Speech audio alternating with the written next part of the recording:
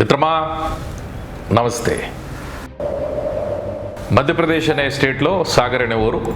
ఆ ఊరిలో ఒక చిరు వ్యాపారి, ఒక small business man evening party ఇస్తున్నాను, మీరందరూ రావాలి అని చెప్పి వాళ్ళ స్ట్రీట్లో ఉన్న వాళ్ళందరినీ పిలిచాడు. ఆ స్ట్రీట్లో వాళ్ళందరూ ఒకటే గుసగుసలు. ఈ టైంలో ఎవరైనా పార్టీ ఇస్తారా, ఇప్పుడు పార్టీ ఇస్తారా, అసలు ఎందుకు పార్టీ ఇస్తున్నాడు ఇతను, ఎవరైనా ఇలా చేస్తారా అని. వన్ డే మనం రివైండ్ చేస్తే జరిగిన విషయం ఏంటంటే, ఆ ముందు రోజే 10th ఎగ్జామ్ రిజల్ట్స్ వచ్చినాయి. ఆ ఎగ్జామ్ రిజల్ట్స్లో ఈ చిరు వ్యాపారి వాళ్ళ అబ్బాయి ఒక సబ్జెక్ట్లో ఫెయిల్ అయ్యాడు.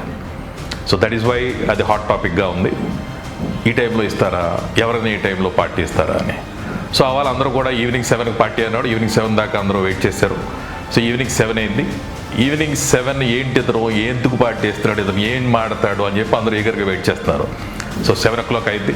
అతను కేక్ కట్ చేయించాడు వాళ్ళ అబ్బాయి చేత. కేక్ కట్ చేయించిన తర్వాత అతను మైక్ తీసుకుని చెప్పింది ఏంటంటే, హాయ్ ఫ్రెండ్స్, ఈ పార్టీ నా కొడుకు కోసం.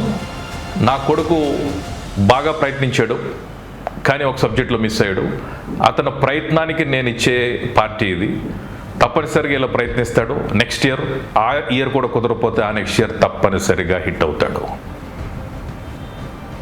ఆ మాటలు విని ఆ మొత్తం పార్టీకి వచ్చిన వాళ్ళందరూ షాకులోకి వెళ్ళిపోయారు.